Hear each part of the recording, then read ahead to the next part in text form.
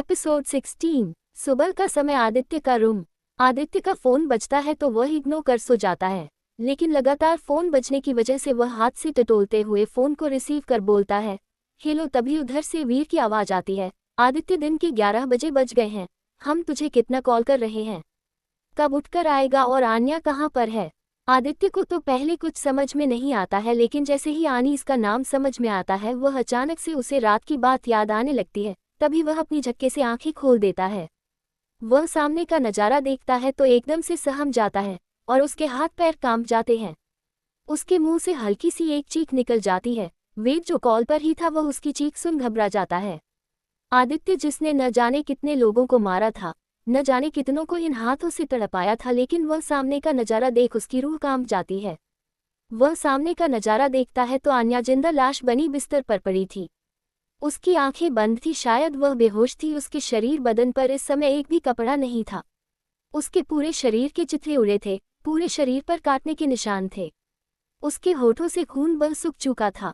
उसके सिर से काफी ब्लड निकल चुका था जो पूरे बिस्तर पर रंग गया था।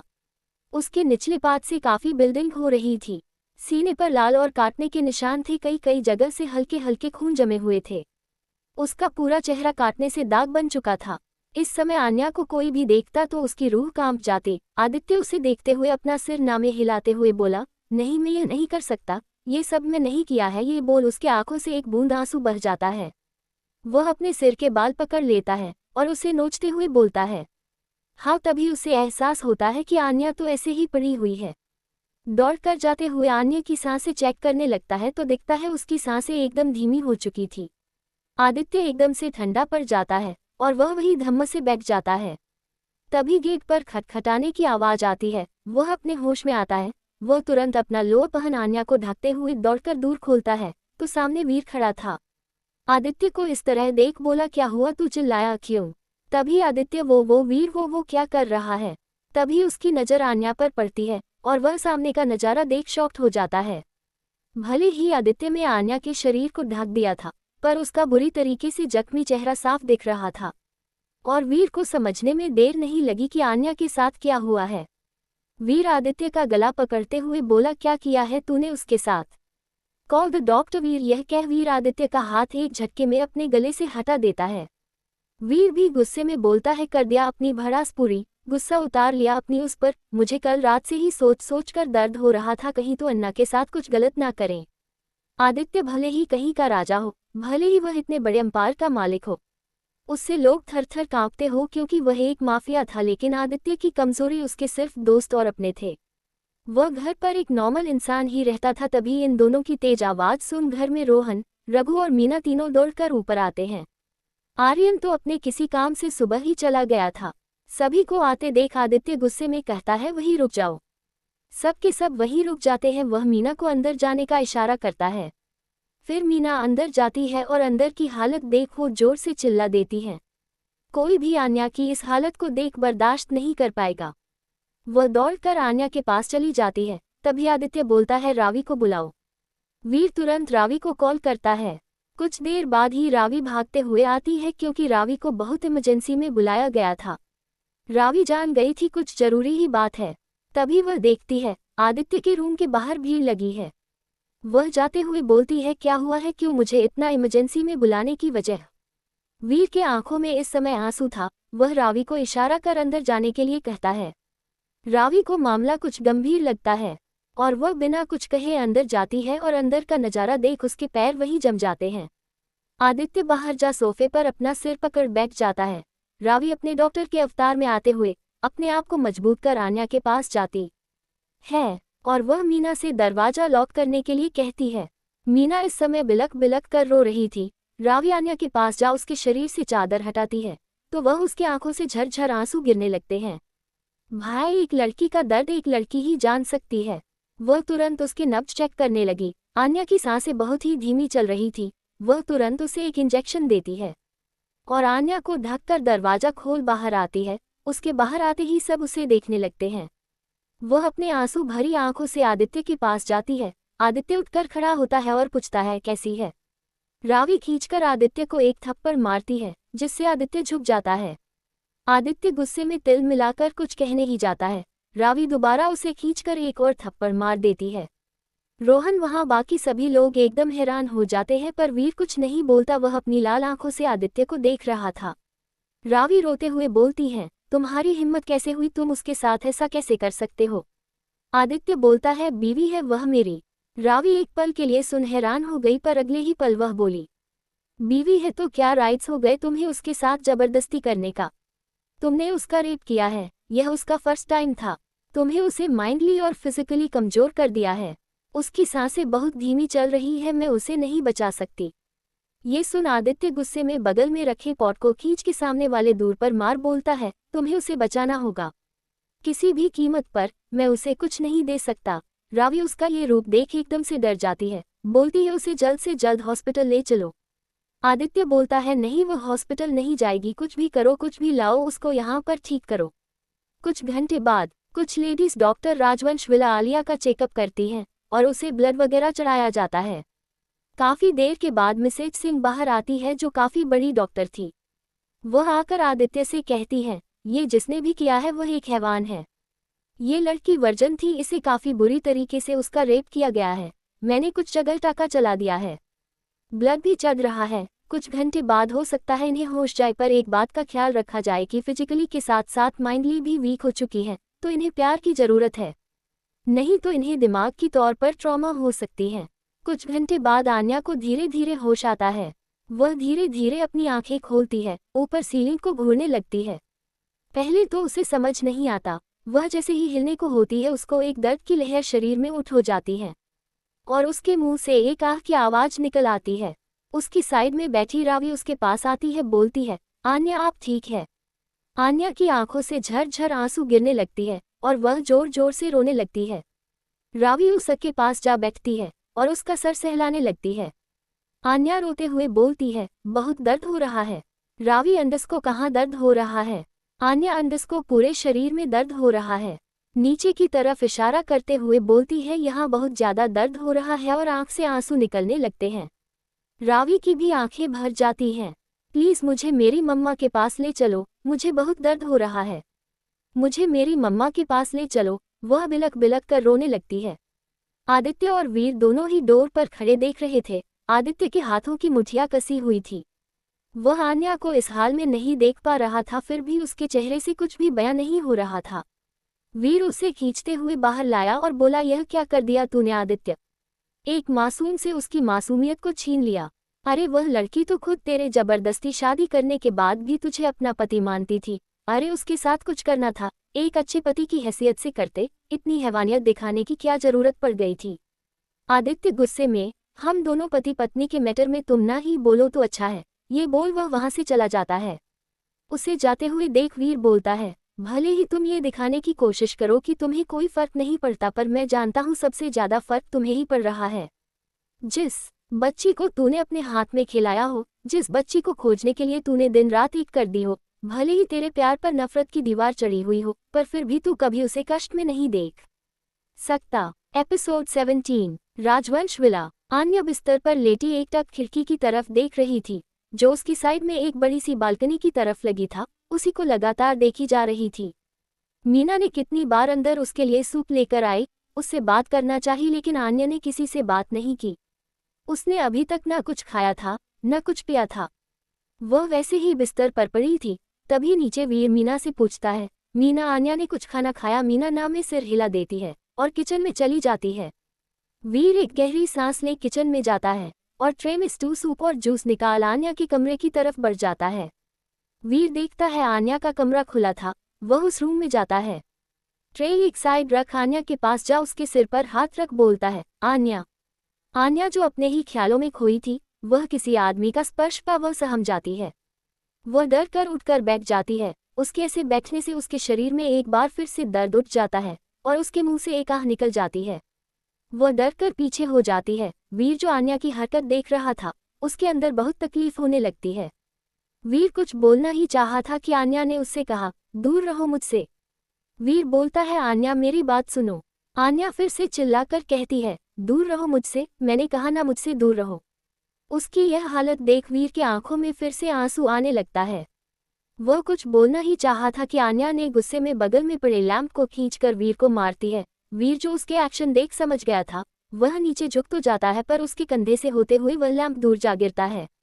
पर वीर के मुंह से एक आवाज नहीं निकलती। वह आन्या को शांत करते हुए बोलता है, आन्या पहले शांत हो जाओ, मेरी बात सुनो। आन्या अंदस को दूर रहना मुझसे, मैंने कहा ना मुझसे दूर रहना, दूर हटो, मेरे पास मत आओ, और चीख कर रोने लगती है। तभी वीर जोर से मीना को बुलाता है। मीना मीना मीना जो पानी लेकर सीढ़ियों से आ रही थी, वीर की आवाज सुन दौड़ते हुए ऊपर आती है। बोलती क्या हुआ भैया, तो वह सामने देखती है तो अन्या एकदम सहमी सी बेड के कोने पर बैठ बस चिल्लाए जा रही थी। मीना समझ जाती है और वह दौड़कर आन्या के पास जाती है और बोलती है दीदी दीदी। आन्या को उससे भी डर लगती है। तभी मीना किसी तरह से पकड़कर बोलती दीदी मेरी तरफ देखो, लेकिन आन्या उसकी तरफ नहीं देखती है और बस चिल्लाए जा रही थी, दूर रहो मुझसे, दूर रहो, मुझे छोड़ दो। चिल्लाते चिल्लाते ही कमजोरी की वजह से बेहोश हो जाती है। वीर जो उसकी यह हालत देख नहीं पा रहा था, वह पास में पड़े ग्लास को गुस्से में जोर से पटक देता है और बोलता है आदित्य मैं तुझे छोड़ूंगा नहीं। ये बोल वह बाहर निकल जाता है। आदित्य जो कि एक अंधेरे कमरे में बैठा था, वह सामने रखी फोन पर आन्या की सारी वीडियो लाइव चल रही थी। वह न जाने कब से आन्या को अपनी आंखों से देख रहा था। उसकी आंखें बंद हो गई थी। आन्या की चीखी सुनकर उसके आंखों से एक कतरा आंसू निकल जाता है। वह अपने हाथ में पकड़े शराब की ग्लास पर मजबूती कर देता है और ग्लास चकनाचूर होकर उसके हाथों में धंस जाती है और ब्लड निकलने लगता है। वह सामने को देखते हुए बोलता है, मैंने नहीं सोचा था मिसेज राजवंश आप इतनी कमजोर होंगी, अभी तो सारा दर्द झेलना बाकी है। ये कह उसके आंखों से एक कतरा आंसू निकल जाता है। ये कैसी नफरत थी जो उसके दर्द से भी बहुत दर्द हो रहा था, जो शायद कई गुना दर्द झेल रहा था। उसके बावजूद वह उसे कष्ट देने के बारे में सोच रहा था। ये कैसा प्रेम था जो नफरत के अंदर इस कदर दब गई थी, जिसका दर्द दिल में चुभने के बाद भी उसको दर्द देने का सोच रहा था। उसी अंधेरे कमरे का लाइट्स ऑन करता है तो उस कमरे में बहुत सारी फोटोज लगी हुई थी, कहीं किसी बच्चे की तो कहीं किसी बड़े की, कहीं किसी एक फैमिली की फोटो, कहीं कुछ भी। वह सारे फोटो पर हाथ फेरते हुए एक बड़ी सी फोटो के पास जाता है जिस पर 2 बच्चियों की फोटो लगी थी। उस एक बच्ची के फोटो पर हाथ फेरते हुए बोलता है आज मेरी एक गलती की वजह से और किसी की लापरवाही से तुम मेरे पास नहीं है। पता नहीं किस हालत में किस तरीके से तुम्हें रखा गया होगा।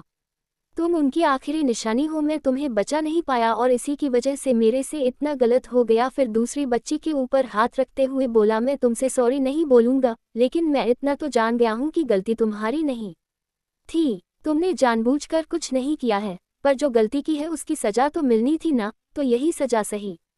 अब गलती भी तो तुमने बहुत बड़ी की थी।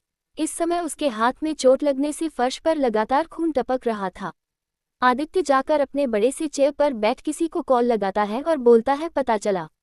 उधर से आवाज आती है, जी बॉस सब कुछ पता चल गया है। फिर थोड़ा रुककर उधर का आदमी जो कि राका था, वह बोलता है और एक बड़ी खबर, वह इंडिया आ चुका है।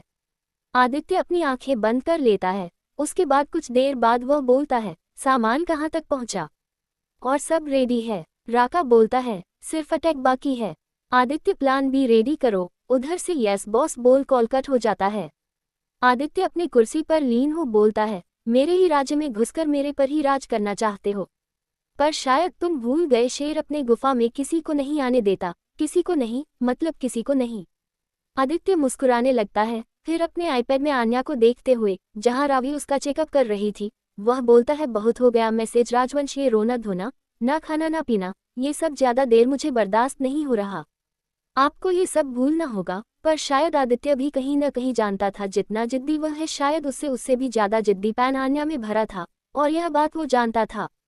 फिर वो पूरा ग्लास वाइन का शराब गटक बाहर निकल जाता है। कपूर विला। साक्षी जी किसी को लगातार कॉल कर रही थी, पर वह कॉल रिसीव नहीं हो रहा था। दरअसल जिस कॉल से आन्या का फोन आया था, उसी पर लगातार सुधा जी कॉल कर रही थी, लेकिन कॉल रिसीव नहीं हो रहा था। सुधा जी एकदम परेशान हो गई थी। आखिर में वह सोफे पर बैठ गुस्से में मोबाइल बगल में रख देती है। तभी आलोक जी बोलते हैं जरूर उस कमीने ने ही उससे बात नहीं करने दे रहा होगा। पता नहीं मेरी बच्ची कैसी होगी, मुझे उस पर एक रत्ती भरोसा नहीं है। सुधा जी अपना सिर पकड़े बैठी थी। वह बोलती है मुझे ही कुछ करना होगा। कुछ सोच वह अपने मोबाइल पर एक मैसेज टाइप करती है और फिर फोन रख देती है। शाम 7 बजे आदित्य इस समय रावी के केबिन में बैठा था। रावी उसे एकटक घूर रही थी। आदित्य खिसियाते हुए बोलता है, अब बोलोगी तुमने मुझे यहाँ क्यों बुलाया है? उसकी इतनी तेज आवाज सुन बगल में खड़ी नर्स जो आदित्य के हाथ की ड्रेसिंग कर रही थी वह डर जाती है। पहले ही आदित्य को देख सहमी हुई थी। रावी गुस्से में बोलती है, मुझसे इतनी तेज आवाज में बात करने की कोई जरूरत नहीं है। अगर तुम्हें कुछ सुधारना है तो अपनी गलती सुधारो। आदित्य जोर से अपनी ड्रेसिंग कर चुकी हाथ को खींच लेता है, इशारे से बाहर जाने के लिए कहता है। सुबह नर्स 100 की स्पीड से भागती है।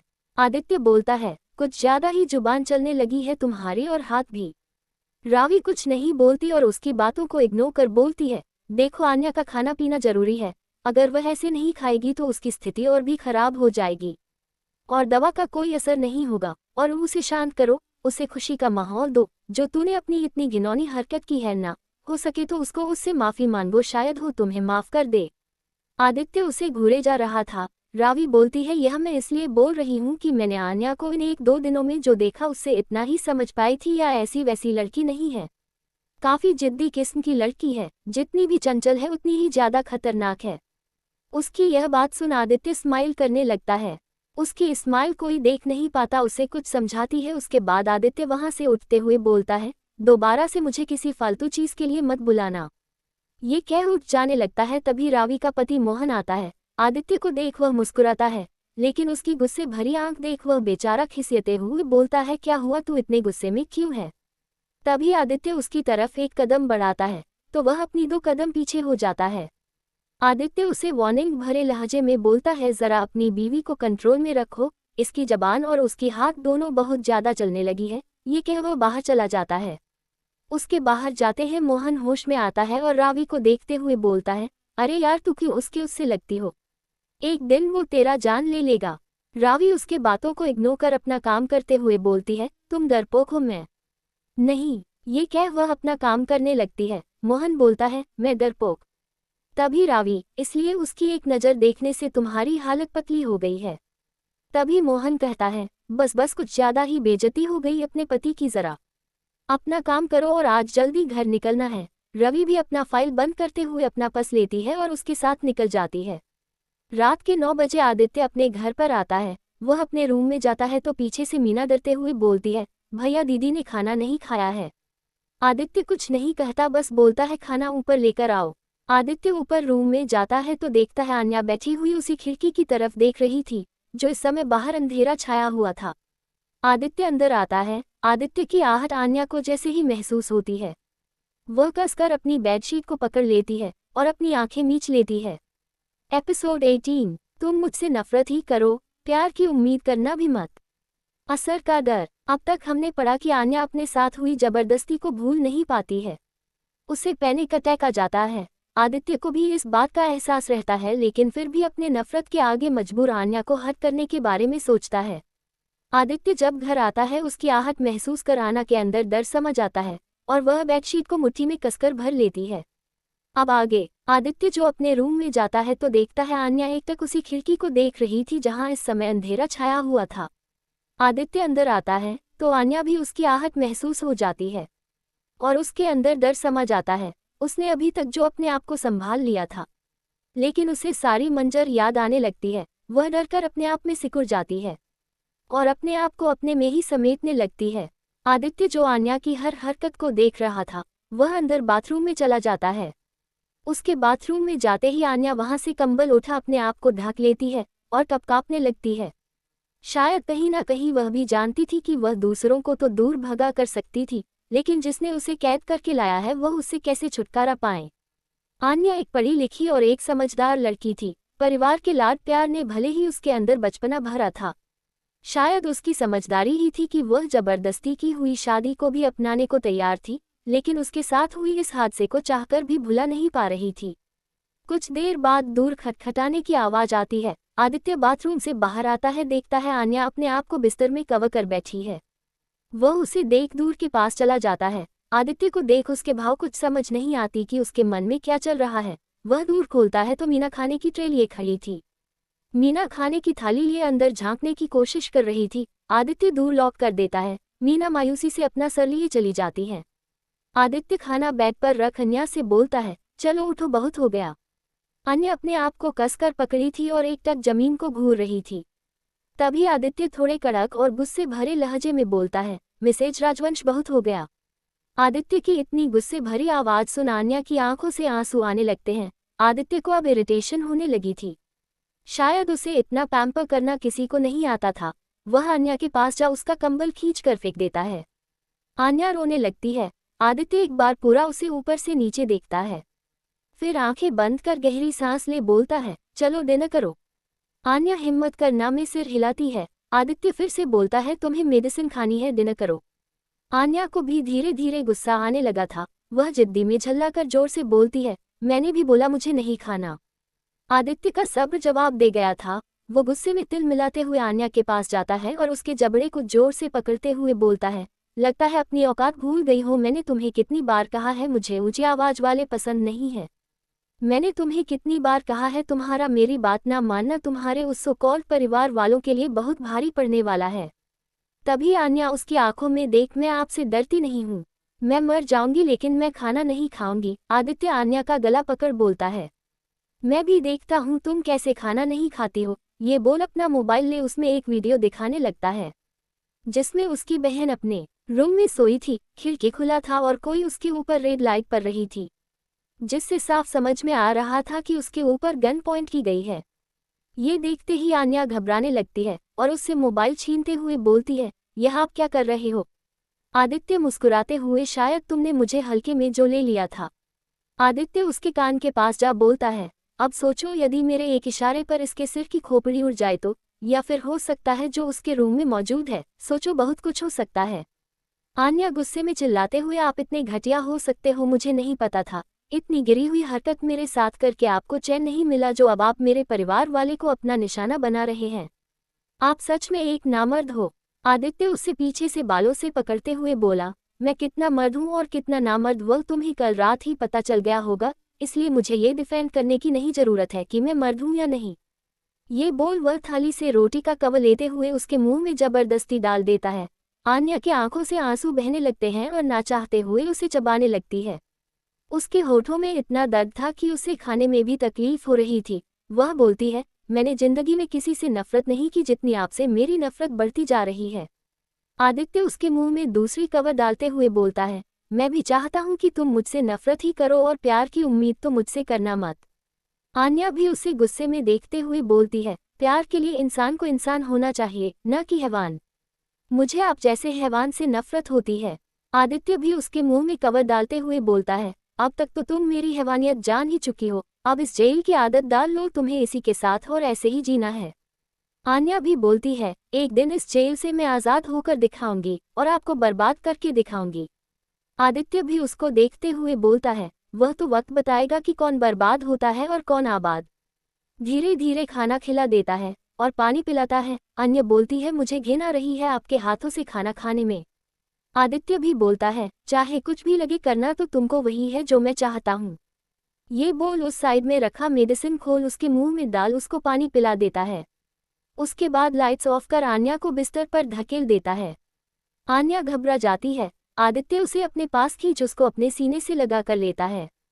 आन्या छूटने की लाख कोशिश करती है पर छूट नहीं पाती है। वह मन ही मन में बोलती है, आदित्य राजवंश अपनी बर्बादी की गिनती शुरू कर लो, मैं तुम्हें कभी माफ नहीं करने वाली हूँ। ये कह वह अपने आप को आदित्य की बाहों में ढीला छोड़ देती है, क्योंकि वह जानती थी कि वह इस आदमी से जीत नहीं सकती, क्योंकि वह इस समय कमजोर है।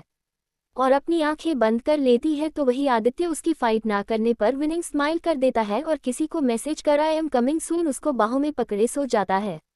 वही देर रात समुद्र किनारे 2-4 बोट शिप जिस पर काफी सारे बॉडीगार्ड अपनी अपनी भारी भारी बंदूक लिए खड़े थे। वह बोट सेल बोट समुद्र किनारे आकर रुकता है। उस बोट के रुकते ही वहां 3-4 गाड़ियों से धुआंधार की गोली चलने लगती है। तभी बोट पर खड़े उन बॉडीगार्ड को गोली लग पाती। वह सभी उधर से गोलियां चलाने लगे। ऐसा लग रहा था जैसे वह सब पहले से ही तैयार थे कि क्या होने वाला है। तभी दूर खड़े लेजर दूरबीन से एक शख्स जो सभी को आपस में लड़ते हुए देख रहा था, वह मुस्कुराते हुए बोलता है, मुझे पता था कि इन सबको पहले ही खबर हो चुकी होगी।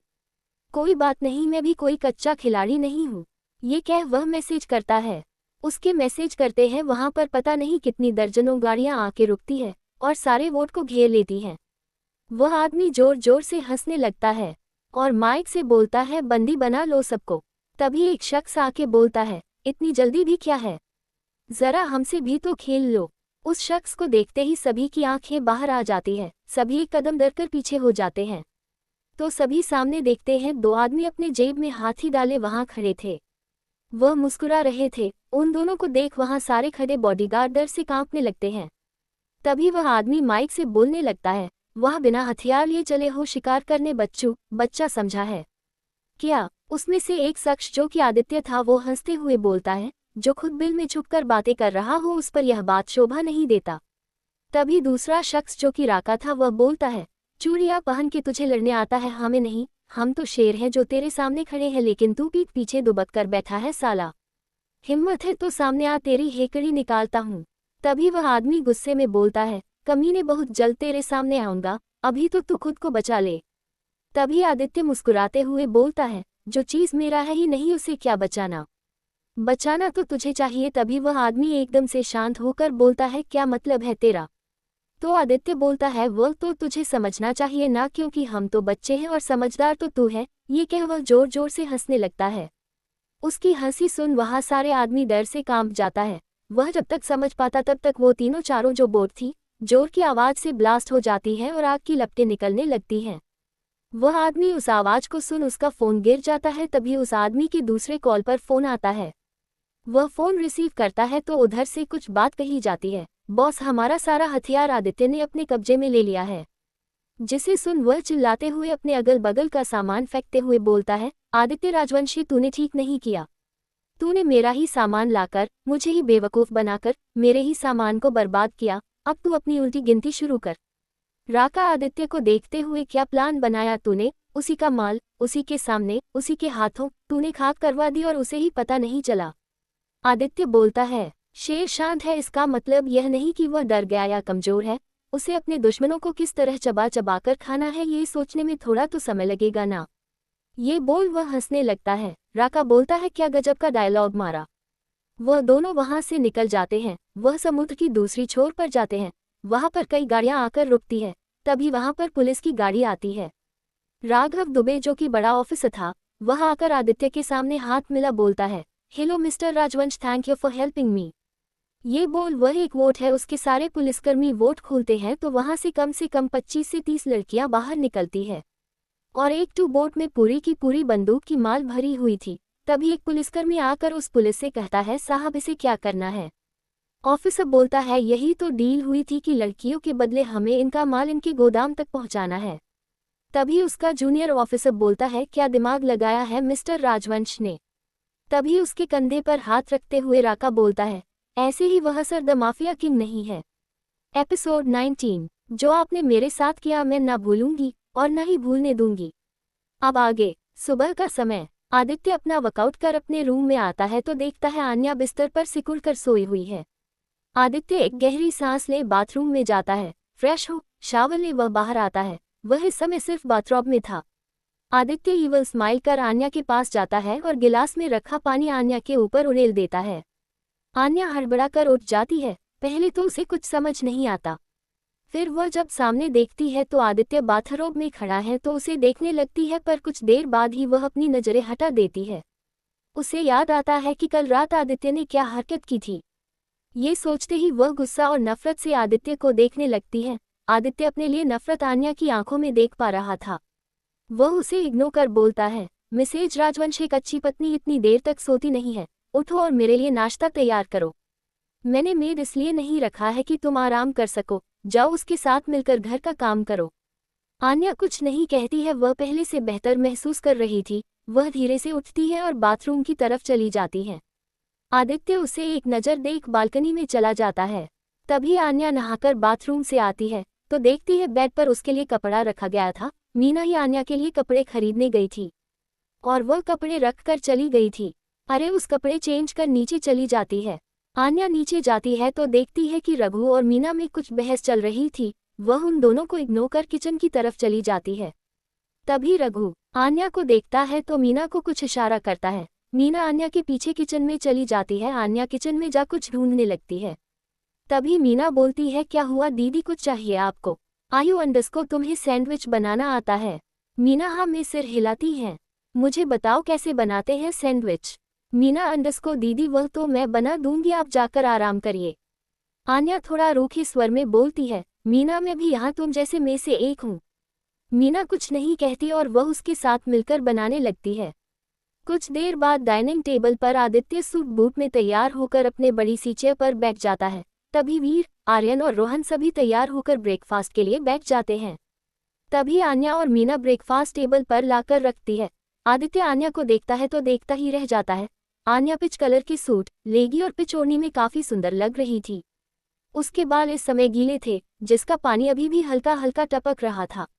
इसमें उसने अपने चेहरे पर कुछ नहीं लगाया था और प्लेन में भी काफी खूबसूरत लग रही थी। तभी आदित्य की नज़र राका पर पड़ती है, जो आन्या को एकदम देखे जा रहा था या फिर यूं बोले घूरे जा रहा था। आदित्य अपने गुस्से और लाल भरी आंखों से राका को देखने लगता है। तभी वीर की नज़र आदित्य पर जाती है। वह उसकी नज़रों का पीछा कर वह समझ जाता है कि आदित्य के मन में क्या चल रहा है। तो वह अर्जुन से बोलता है, अर्जुन ये तुम्हारी भाभी और आदित्य की वाइफ। ये सुन बेचारे अर्जुन का मुंह लटक जाता है और फिर वह आन्या से मिलता है। हेलो भाभी। आन्या अपने लिए भाभी शब्द सुन थोड़ी सी हैरान से देखने लगती है। तभी वह सामने अर्जुन को देख अपनी आंखें नीचे कर लेती है। अब अर्जुन की पर्सनैलिटी ही ऐसी थी, चेहरे पर कई कट के निशान थोड़े से डरावने टाइप की और बिल्कुल हल्के हल्के आदित्य की तरह दिख रहा था। चेहरे, बॉडी पर निशान के बावजूद काफी स्मार्ट लगता था। तभी आन्या सभी के लिए नाश्ता सर्व करती है। वह आदित्य के पास जा उसको नाश्ता सर्व करती है तो आदित्य उसे बैठने के लिए बोलता है, तो आन्या नहीं बैठती तो आदित्य बोलता है मैंने कहा बैठो। आदित्य थोड़ा गुस्से में बोलता है तो आन्या तुरंत वहां बैठ जाती है। आदित्य अपना ब्रेकफास्ट करने लगता है और आन्या के भी मुंह में कवर डालने लगता है। आन्या खाना नहीं चाहती थी, लेकिन उसे कल की बात याद थी, इसलिए बिना कुछ बोले खाने लगती है। सभी उससे देख हैरान हो जाते हैं। वीर, अर्जुन, रोहन तो आंखें फेर आदित्य को देख रहे थे, क्योंकि आदित्य को अपना खाना शेयर करना कभी पसंद नहीं था और वह तो एक दूसरे का जूठा खा रहे थे। तभी अर्जुन उन दोनों को देख बोलता है मेड फॉर ईच अदर। पता नहीं कब मुझे मेरी वाली मिलेगी। आदित्य को तो मिल गई उसकी। तभी रोहन एक्साइटेड होकर करता है, आन्या भाभी क्या ये ब्रेकफास्ट आपने बनाया है? तो आन्या हाँ में सिर हिलाते हुए बोलती है हाँ मुझे मीना ने सिखाया।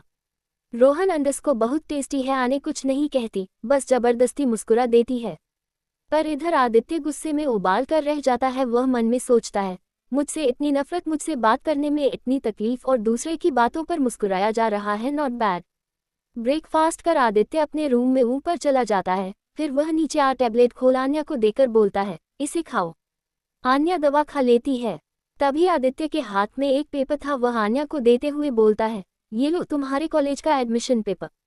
आन्या नासमझी और हैरानी में उस कागज को देखती है और उसको पढ़ने के बाद आदित्य का चेहरा देखने लगती है। आदित्य कहता है अब मुझे सोशल रेपुटेशन भी तो मैनेज करना होगा, नहीं तो हर कोई कहेगा मिस आन्या कपूर जो काफी टैलेंटेड थी उनको शादी के बाद पढ़ने का मौका नहीं मिला। आन्या कुछ नहीं कहती, उसके लिए तो यही काफी था कि आदित्य पढ़ने का मौका दे रहा था। आन्या कुछ सोच उसके चेहरे पर तिरछी मुस्कुराहट आ जाती है। तभी आदित्य उसे देख बोलता है और यह मत सोचना कि कॉलेज जाने से तुम आज़ाद हो गई हो, तुम फिर भी मेरे नज़र में ही रहोगी और भागने की कोशिश तो करना भी मत, नहीं तो अंजाम तुम अच्छे से जानती हो। और बोलता है कॉलेज जा अपना सब कुछ रेडी कर लेना, वीर के साथ चली जाना और हाँ ये कभी मत भूलना कि तुम मेरी वाइफ हो, तो लड़कों से दूरी बनाकर रहना और किसी को ये भी बताने की जरूरत नहीं है कि तुम मेरी वाइफ हो, समझ आया? आन्या कुछ नहीं कहती, वह उसके हाथ में पेपर दे चला जाता है। रोहन उसे जाते हुए देख कहता है यह क्या था? वीर उसके सर पर मारते हुए बोलता है चल अपना ज्यादा दिमाग मत लगा। दोनों बाहर निकल जाते हैं। आर्यन मुस्कुराते हुए वह भी बाहर निकल जाता है। आन्या मन में कहती है दुष्ट, खड़ूस, पागल, बदतमीज, समझता क्या है अपने आप को? फिर उसकी नकल उतारते हुए बोलती है तुम मेरी पत्नी हो, किसी को मत बताना, पर यह भी याद रखना कि तुम मेरी बीवी हो, लड़कों से दूर रहना। ये बोल दो बाहर चला जाता है। रोहन दिल की तरफ देखता है तो फिर उसके सर पर चपत लगाते हुए बोलता है कुछ नहीं समझ में आएगा, चल, ये कहाँ से खींचते हुए बाहर हो जाता है। अभी अभी चाबी घुमाते हुए मुस्कुराते हुए बाहर चला जाता है। आन्या नफरत के भाव से बोलती है अब देखो आदित्य राजवंश, मैं तुम्हारे साथ क्या क्या करती हूँ। ये बोल मुस्कुराने लगती है और कहती है तुमने जो मेरे साथ किया है ना मैं भूलूंगी, ना मैं आपको भूलने दूंगी। वही आदित्य कार में सीट के पीछे अपने मोबाइल में कुछ देख रहा था और मुस्कुराते हुए अपना सर सीट पर टिका लेता है और बोलता है गुस्सा, नफरत, जिद ना बन तू इतना बेरहम। कहीं मिट ना जाओ तुम खुद इस नफरत की आग में। ए सनम ना बन तू इतना बेरहम। रोहन आदित्य को मुस्कुराते हुए देख रहा था। वह फिर से एक बार वीर की तरफ देखता है तो आदित्य आंखें बंद किए ही बोलता है, गाड़ी सामने देखकर चलाओ, नहीं तो देखने के लिए सिर्फ ऊपर वाला लोग ही रह जाएगा। रोहन सामने देखने लगता है। तुम वहीं दूसरी तरफ आर्यन अपनी गाड़ी चलाते हुए मुंह में सिगरेट लिए गाड़ी में बज रहे गाने के साथ गाना गा रहा था। मेरे सपनों की रानी कब आएगी तू, आए रुत मस्तानी कब आएगी तू, बीती जाए जिंदगानी कब आएगी तू, चलिया तू चलिया, प्यार की गलियां बागों की कलियां, सब रंगरलियां पूछ रही हैं, गीत पनघट पर किस दिन आएगी तू। वह आंखें बंद किए जा ही रहा था, तभी उसे एहसास होता है कि कोई जोर जोर से चिल्ला रहा है। वह आंखें खोल देखता है और गाड़ी रोक देता है। वह शीशा नीचे कर पीछे देखता है तो उसने एक लड़के की स्कूटी को टक्कर मार दी थी और वह उसे अपने मन भर भर की गालियां परोस रही थी। आर्यन अपनी आंखें बंद किए फिर से गाड़ी पीछे करता है और उस लड़की के पास जाने लगता है। तभी रही कहीं कसर उस गड्ढे ने पूरा कर दी जिसमें पानी था। उसका छिटका उस लड़की पर पड़ जाता है। वह लड़की और भी गुस्से में तमतमाते हुए उसे गाली देते हुए बोलती है, कुत्ता, दुष्ट, राक्षस, अब देख मैं तुम्हारे साथ क्या करती हूँ। ये बोल वह गीली मिट्टी को उसके कार पर फेंकने लगती है। तभी आर्यन कार से बाहर निकलता है। वह उस लड़की को देख बोलता है, अरे स्टॉप, अरे रुको यार, क्या कर रही हो। तभी कुछ छिटका आर्यन के भी ऊपर आ जाता है। आदित्य देखता है वह लड़की मान नहीं रही है तो वह तुरंत उसका हाथ पकड़ उसको कार से सटा देता है। वह लड़की जिसके बाल उसके चेहरे पर आ गई थी, आर्यन उसे हटाते हुए उसे देखने लगता है। सुंदर सलोना चेहरा, बड़ी बड़ी आंखें, छोटी सी नाक, सिंपल सा सूट पहने, 5 फीट 3 इंच हाइट, कुल मिलाकर एकदम परी की तरह लग रही थी। उसे देख आर्यन उसे देखता ही रह गया और उसके मुंह से निकला ब्यूटीफुल।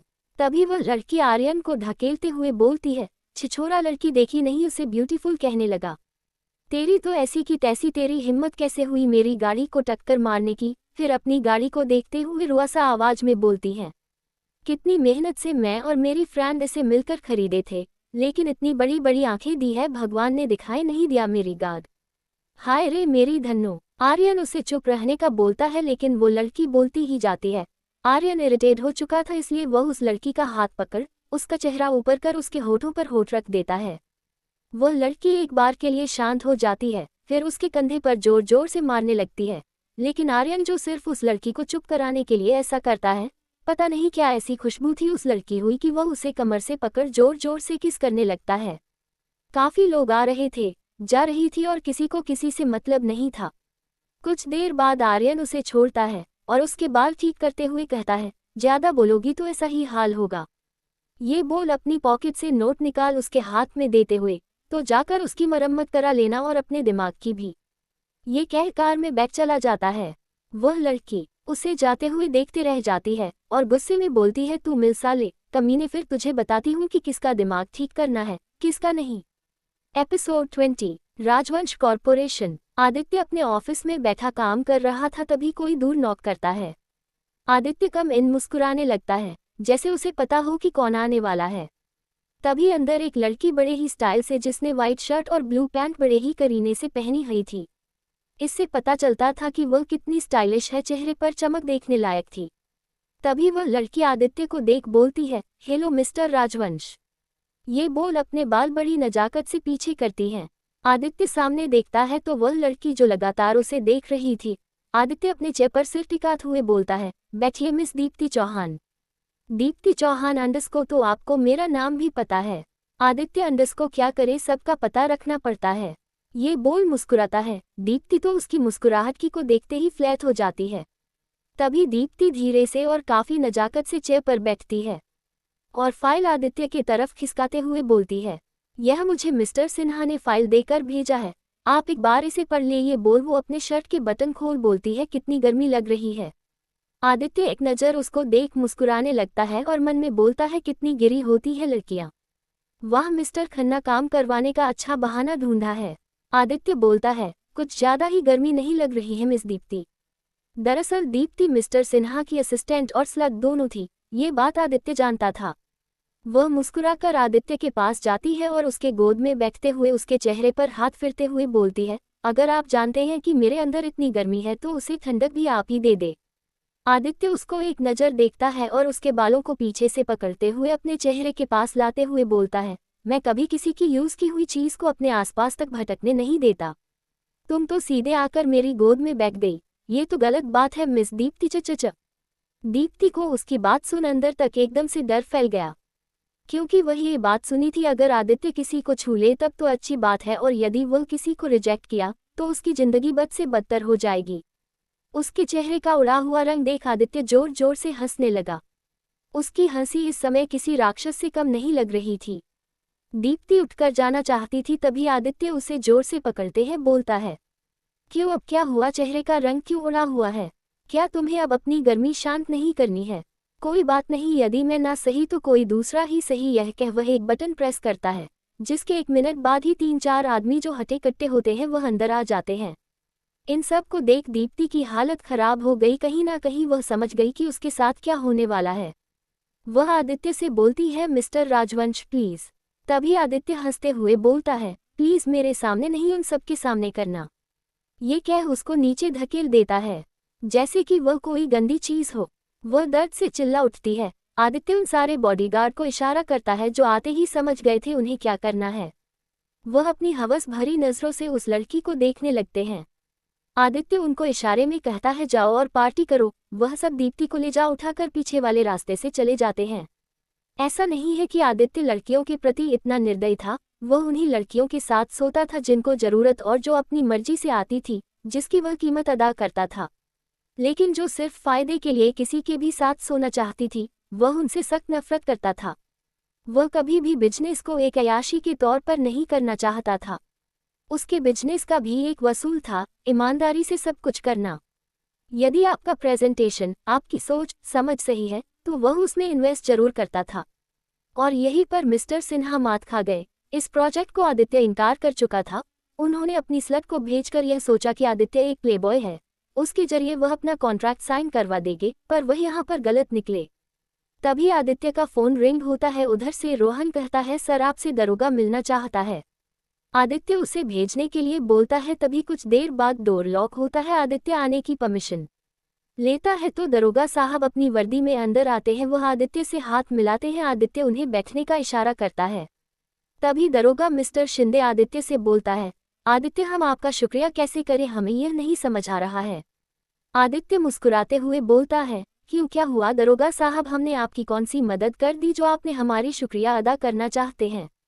तभी मिस्टर सिंधे कहते हैं, आपने वह मदद की जिसके लिए मैंने पता नहीं कितनों के आगे घुटना टेका, पर किसी ने मेरी मदद नहीं की। आपने 25 लड़कियों की जिंदगी बचाई। तभी आदित्य अपने मुंह में सिगरेट लेते हुए बोलता है, हर चीज की एक कीमत होती है, और उस मदद के बदले आपने भी हमारी मदद की थी, हमारी शिप हमारे तक पहुंचाने में। दरोगा बोलता है, अगर बात जिंदगी की हो तो उसके लिए हम हमेशा आपकी मदद के लिए तैयार रहेंगे। तभी आदित्य एक पैर पर दूसरा पैर रखते हुए बोलता है, तो आज आपका आना कैसे हुआ? कोई खास वजह? दरोगा बोलता है, मिस्टर राजवंश हमें आपकी बहुत बड़ी मदद चाहिए। ये कह वह कुछ कहता है। आदित्य हूँ कह देता है। उनके चले जाने के बाद आदित्य मुस्कुराते हुए बोलता है, तो मिस्टर कपूर आपसे सामना करने का समय आ चुका है। रात के समय राजवंश हाउस। रात के 8 बजे बज गए थे। आन्या, मीना, रघु तीनों मिलकर खाना बना रहे थे। आज अन्याय थोड़ी खुश लग रही थी, क्योंकि आदित्य उसे बाहर जाने के हामी भर देता है, और दूसरा उसे मीना और रघु की कंपनी अच्छी लग रही थी। साथ में मीना उसे अपने गांव की बातें बता कर उसको हंसा रही थी, और वही साथ में मिलकर वह खाना भी बनाना सीख रही थी। आदित्य, रोहन, वीर तीनों घर के अंदर अंदर होते हैं। तभी उन्हें अन्य की खीर खिलाने की आवाज आती है। आदित्य अन्या की मुस्कुराने की आवाज सुन एक सुकून की सांस लेती है। वीर आदित्य को देख हल्का सा मुस्कुराता है, फिर जैसे ही आदित्य उसकी तरफ देखता है, वह गुस्से में अपना मुंह बनाते हुए अपने रूम में चला जाता है। आदित्य भी हंसने लगता है और बोलता है, तू कितना भी मुझसे नाराज हो जा, तू कभी भी दिल से मुझसे नाराज नहीं हो सकता, वह तो मैं तुझे मना ही लूंगा। आदित्य भी अपने रूम में चला जाता है। तभी रघु मीना से जाके बताता है, मीना सर आ गए हैं। अन्या जैसे ही आदित्य के बारे में सुनती है उसका दिल डर से घबराने लगता है, पर वह अपने आप को मजबूत कर हिम्मत दिखाते हुए और खाना टेबल पर रखने लगती है। थोड़ी बहुत देर बाद वह देखती है कि अभी तक कोई नहीं आया। तभी उन्हें वीर के कमरे से जोर जोर से हंसने की आवाज आ रही थी। सभी अचंभे से एक दूसरे को देखने लगे।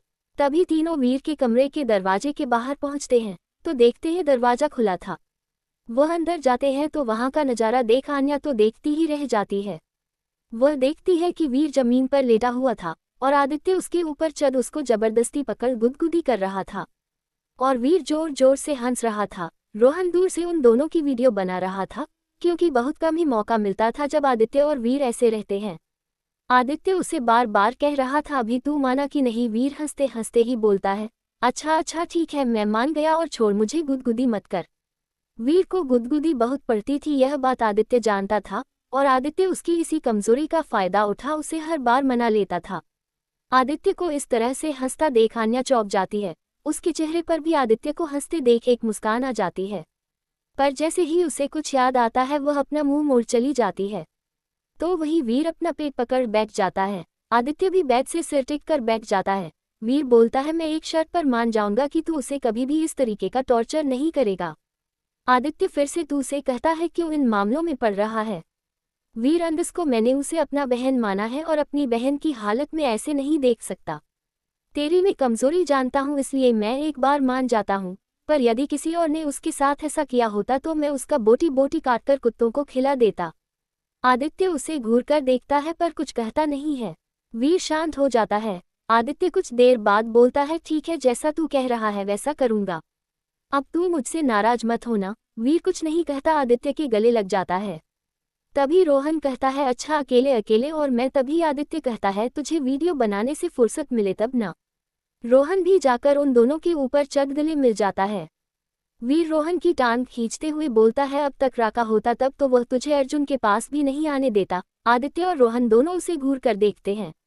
दरअसल राका और आदित्य दोनों हमेशा एक जैसे और एक ही साथ रहते थे। कभी कभी तो लोग उन दोनों को गे समझते थे। वीर कहता है चलो आज आन्या ने खाना बनाया है, जरा उसके हाथ का खाना चखते हैं।